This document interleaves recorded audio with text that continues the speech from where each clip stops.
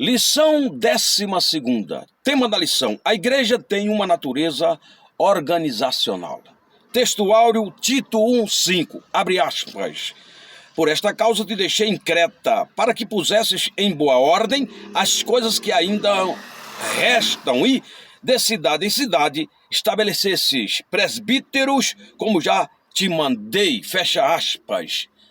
Verdade prática: a igreja é um organismo vivo, de natureza espiritual e, ao mesmo tempo, uma organização. Ou seja, a igreja tem duas naturezas.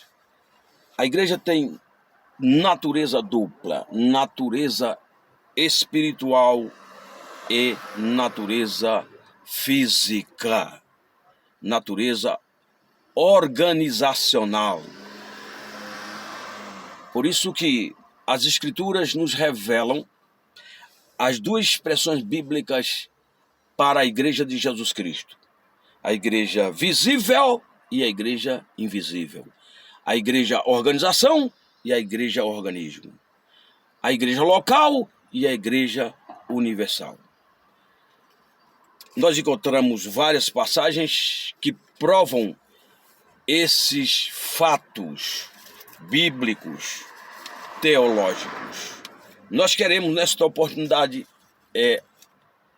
trazer várias referências, tanto para provar a realidade da igreja na sua perspectiva espiritual, enfatizando a natureza espiritual da igreja, o universal, como o corpo místico de Jesus Cristo, e também a igreja na sua perspectiva local, organizacional, visível, como instituição religiosa.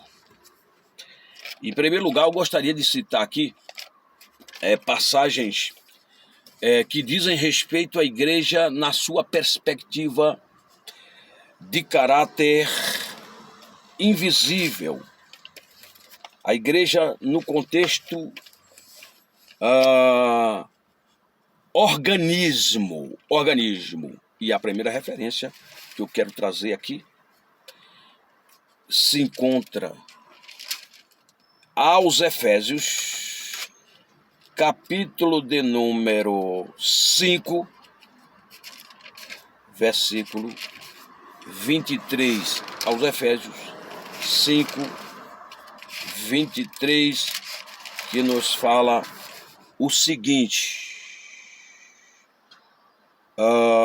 porque o marido é o cabeça da mulher, como também Cristo é o cabeça da igreja, sendo este mesmo o Salvador do corpo. Jesus é o cabeça da única igreja que existe, sob o ponto de vista invisível, espiritual, universal, organismo. Jesus é a cabeça deste corpo, é o cérebro, é o comando deste corpo. Mateus, capítulo de número 16, 18, disse Jesus: eu te digo que tu és Pedro, e sobre esta rocha edificarei a minha igreja. Só tem uma igreja de Jesus Cristo. E as portas do inferno não prevalecerão contra ela. Igreja sob a perspectiva organismo. Igreja universal, invisível. Igreja como corpo místico de Cristo. Nós vamos então a mais uma referência que se encontra em 1 Coríntios, capítulo de número 12, versículo 27. Ora, vós sois corpo de Cristo, individualmente membros desse corpo. Muito bem. Então, nós somos membros desse corpo. Existe, portanto, esse corpo universal, invisível, corpo místico, do qual nós que cremos em Jesus Cristo e na sua palavra, somos parte integrantes desse corpo.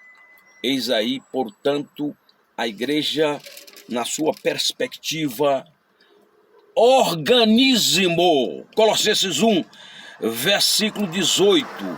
Ele é a cabeça do corpo da igreja. Ele é o princípio, o primogênito dentre os mortos, para em todas as coisas ter primazia. Ele foi o primeiro a ressuscitar para nunca mais morrer. Ele é o primogênito dentre os mortos, primeiro a ressuscitar para nunca morrer, para em todas as coisas ter a primazia. Ele tem primazia em tudo. Ele não só criou tudo, a Bíblia diz que através do verbo o Pai criou todas as coisas. No verbo, quer dizer, ambiente. Por meio do verbo, agente, e para o verbo, propósito. Até mesmo você e eu fomos criados para Jesus Cristo. Nós fomos criados para ser de Jesus Cristo e para Jesus Cristo. Romanos capítulo 1, versículo 6, nos informa o seguinte, capítulo 1, 6, de cujo número sois também vós, chamados para serdes de Jesus Cristo. Nós fomos chamados para ser de Jesus Cristo, mais uma referência que diz respeito exatamente à igreja na sua perspectiva universal. 12 aos Hebreus, 23, 12, 23 aos Hebreus. A igreja dos primogênitos, arrolado nos céus.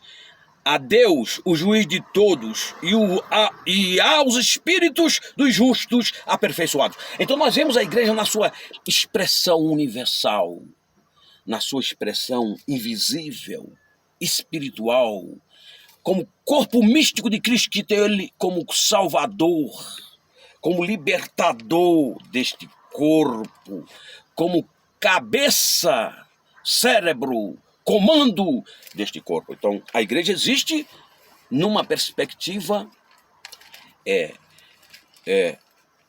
de organismo, mas também existe numa perspectiva de organização. Vamos aqui a mais uma referência que se encontra em Atos 20, versículo 28, onde diz o seguinte, 28, atendei para vós e por todo o rebanho sobre o qual o Espírito Santo vos constituiu bispos, para pastoreardes a igreja de Deus, a qual ele comprou com o seu próprio sangue. Então nós vemos as muitas referências que dizem respeito à igreja nessa perspectiva universal, nessa perspectiva invisível, como o corpo espiritual de Cristo, como organismo. Mas agora nós vamos ver a igreja numa perspectiva local, organizacional, numa perspectiva visível, numa perspectiva de instituição religiosa, física, no tempo e no espaço. E lembrando que a igreja invisível, a igreja como organismo, ela cumpre o seu papel nas igrejas locais, nas igrejas como organização religiosa. E nós temos várias referências. A primeira referência que eu gostaria de ler aqui para a igreja como organização se encontra aqui em Mateus,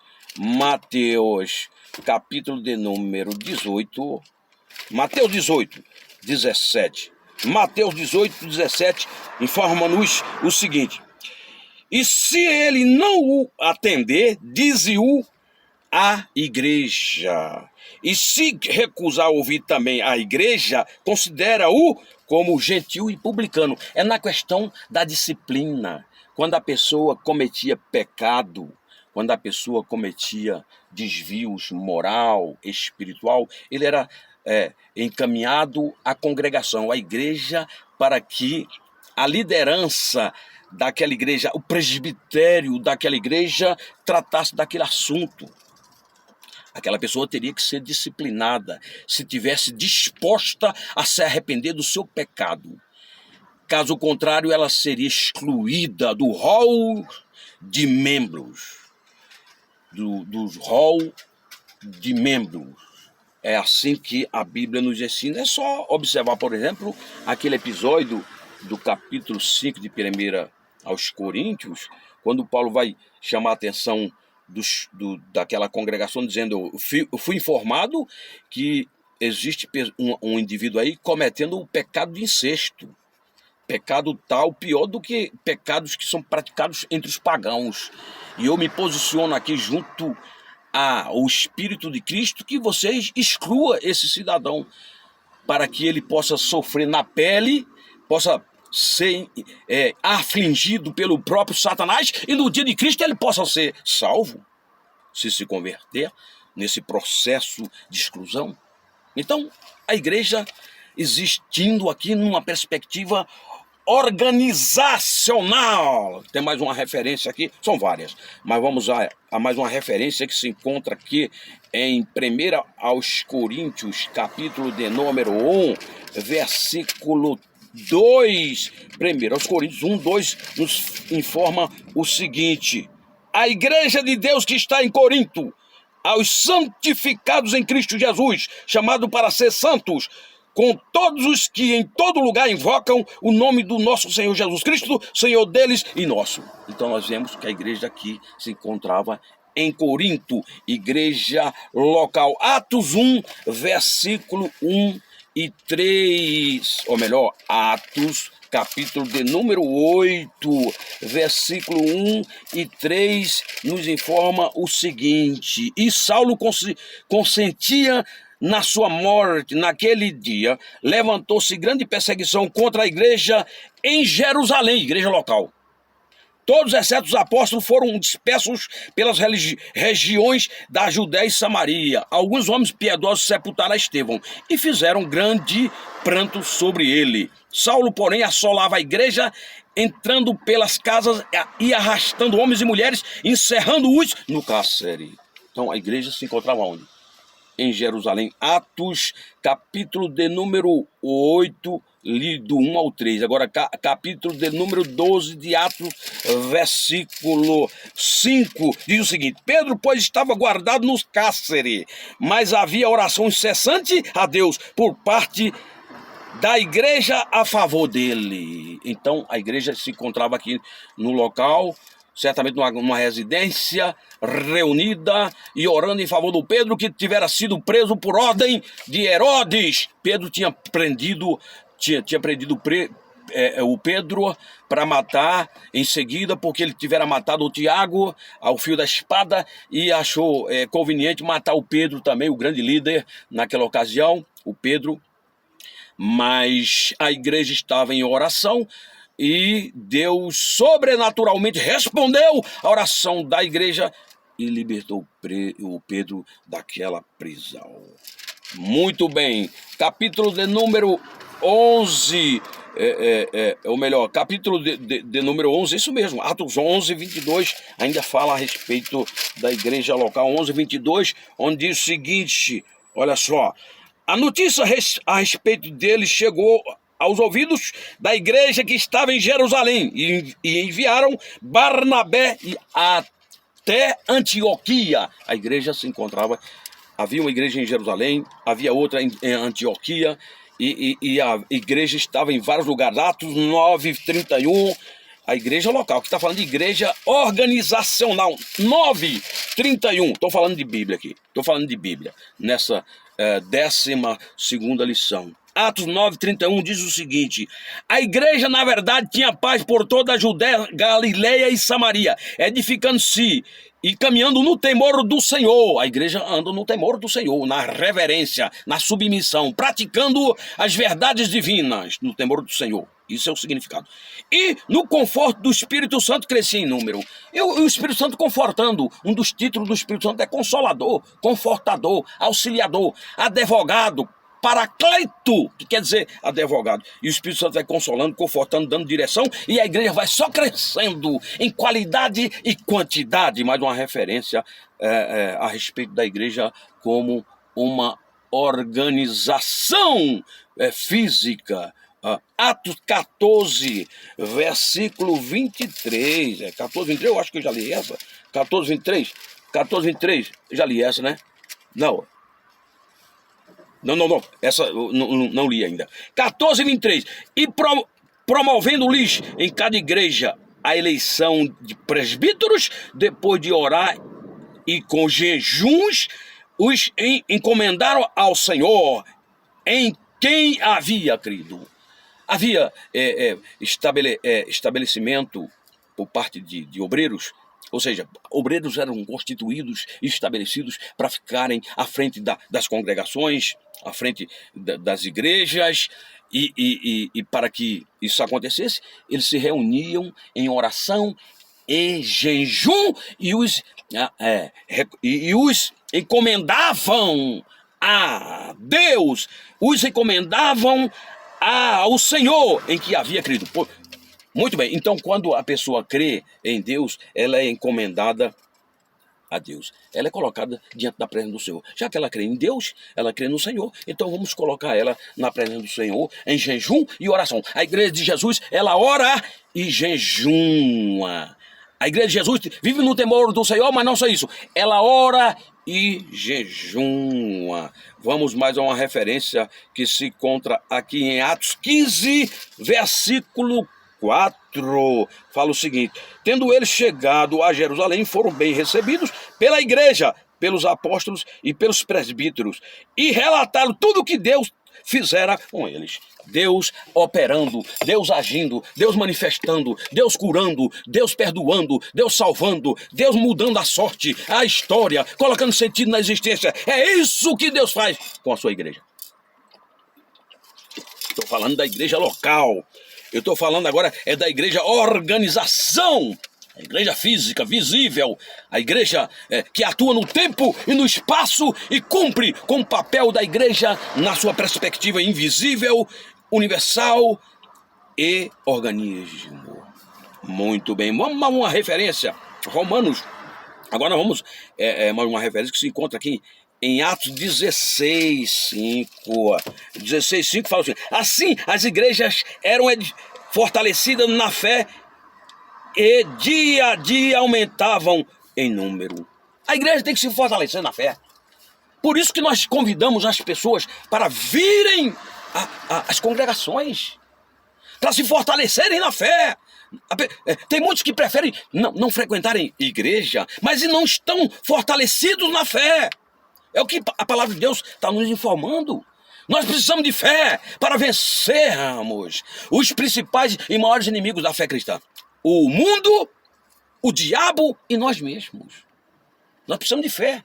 A Bíblia fala claramente da base para nós assim defendermos esses conceitos.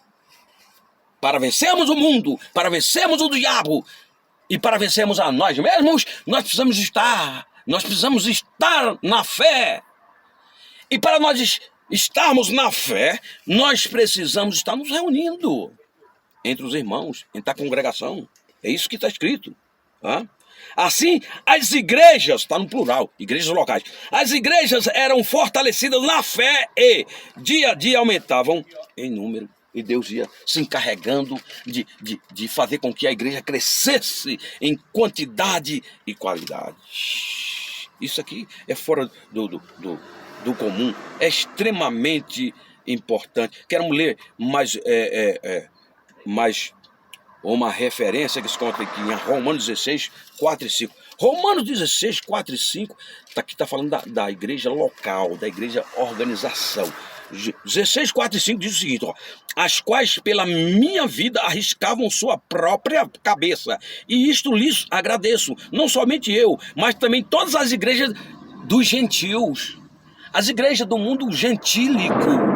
Olha o trovão aí, vai chover, daqui a pouco eu concluo esta produção aqui, nesta lição de número 12. Muito bem, então, o que acontecia? As igrejas, olha, relendo, as quais pela minha vida arriscavam a sua própria cabeça, quer dizer, homens e mulheres arriscavam as suas próprias vidas em nome do bem-estar moral, espiritual, da integridade física do próprio Paulo, tá? As quais pela minha vida arriscavam as suas próprias cabeças, e isso lhes agradeço, não somente eu, mas também todas as igrejas do mundo gentil, ou dos gentios. Então é isso, a igreja tem que se ver na pele um do outro. A Bíblia diz que nós temos que chorar com quem chora e sorrir com quem sorri. O choro pode durar uma noite, mas a alegria vem ao amanhecer. Jesus representa esta luz, este amanhecer, este sol da justiça. Mas para isso nós temos que estar buscando Ele sempre, diria o profeta: buscai o Senhor enquanto se pode achar, invocai-o enquanto está perto. Vamos ler mais algumas coisas aqui na revista. Aqui já abordei as duas perspectivas da Igreja de Jesus Cristo. A igreja na sua perspectiva invisível, universal, única, espiritual, que tem Cristo como a cabeça e salvador do corpo, e a igreja na sua perspectiva local. São muitas igrejas, são muitas congregações no mundo todo. A igreja na sua perspectiva organizacional. Por isso que quando Jesus, através das cartas que ele revelou ali para o João, através de um anjo, Jesus recebeu do Pai aquela revelação, por isso que a palavra Apocalipse quer dizer revelação, e Jesus então transmitiu para um anjo, que por sua vez levou aquela transmissão para o João escreveu, e ali naquelas cartas, que eram 7 cartas, naquelas cartas elas foram endereçadas a 7 igrejas que haviam na Ásia Menor: Éfeso, Tiatira, Pérgamo, Laodiceia, Filadélfia, etc. Então, havia aquelas igrejas locais que representam, no decorrer da história, as igrejas em todas as partes do mundo, nas cidades, nas zonas rurais, né? Porque a igreja de Jesus Cristo está em todo canto, em todo mundo, graças a Deus, para que a sua palavra possa ser pregada aos 4 cantos da terra. O seu evangelho, que representa a sua vontade, que é boa, agradável e perfeita, para que o homem tome conhecimento dessa vontade e possa ser salvo, fazendo a vontade de Deus e não a sua própria vontade, porque o homem fazendo a sua própria vontade, ele está debaixo de condenação, porque a vontade do homem, ao contrário da vontade de Deus, é má, desagradável e imperfeita, não vai levar a nada e vai levar à destruição. Mas a vontade de Jesus Cristo vai confirmar esta salvação que foi gratuita, e nós temos que continuar fazendo a vontade de Deus para confirmar e evidenciar que Jesus Cristo, o Salvador único do mundo, está em nossas vidas. Vamos aqui a algumas referências agora no texto bíblico em classe, a leitura. Algumas frases gostaria de ler aqui e comentar de forma superficial para irmos concluindo esta lição de número 12ª, a lição de número 12. Paulo, servo de Deus e apóstolo de Jesus Cristo. Primeira coisa, Paulo, ele era Paulo. Paulo quer dizer pequeno. Paulatinamente, quer dizer, no processo lento, não é? Paulo era pequeno. Ele sempre teve esses 2 nomes, está lá em 13 de Atos dos Apóstolos. Ele sempre, no versículo 9, ele sempre teve esses 2 nomes, porque ele tinha dupla cidadania. Então Paulo era chamado de Saulo e de Paulo. Porém, antes dele de ter um encontro com Jesus, ele era chamado o tempo todo de Saulo, que é o nome hebreu. Saulo vem de Saul, a ampliação de Saul. Quando ele teve encontro com Jesus, ele passou a ser chamado de Paulo, que quer dizer pequeno. 13:9 de Atos. Todavia, Saulo chamado... Todavia, Saulo, também chamado Paulo, cheio do Espírito Santo, fixando nele os olhos, e disse, etc. Então, Paulo tinha dupla cidadania. Ele era chamado, antes de ter encontro com Jesus, de Saulo. Depois ele passou a ser chamado de Paulo, que quer dizer pequeno. Todos nós somos pequenos diante de Deus. Grande é só Deus. Por isso que o João Batista já tivera dito: convém que ele cresça e que eu diminua. Deus é que é grande. Nós somos todos carentes e desesperados, necessitados de Deus. Carentes e necessitados desesperadamente de Deus. Paulo, servo de Deus. Depois de ser pequeno tem que ser servo, porque servo grande não existe.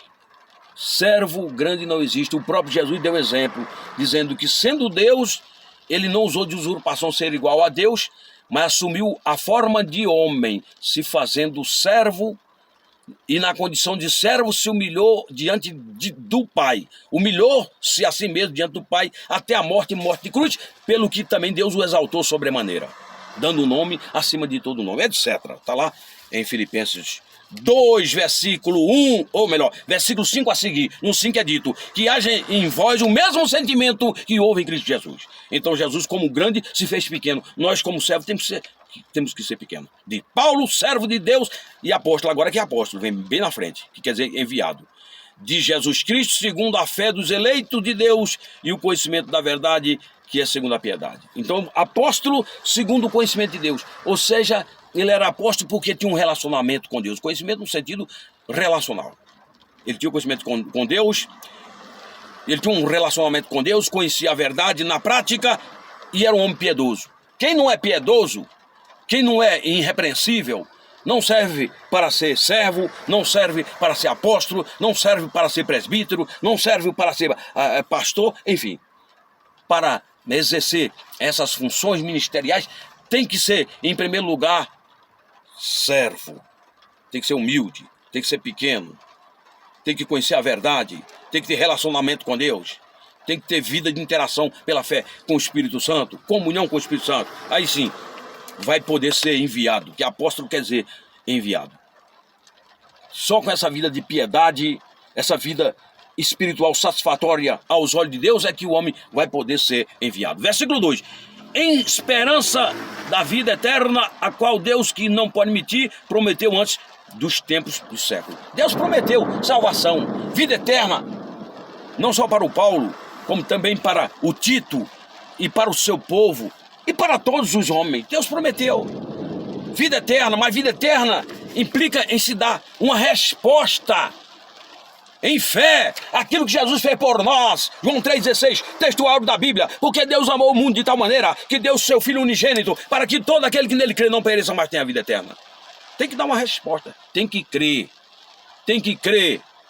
para que essa promessa possa se cumprir. E crer implica em viver vida piedosa. Você crê, recebe gratuitamente a salvação. Junto com a salvação vem o Espírito Santo, que é dado gratuitamente. Só que o Espírito é santo. Nós não podemos viver mais vida de pecado.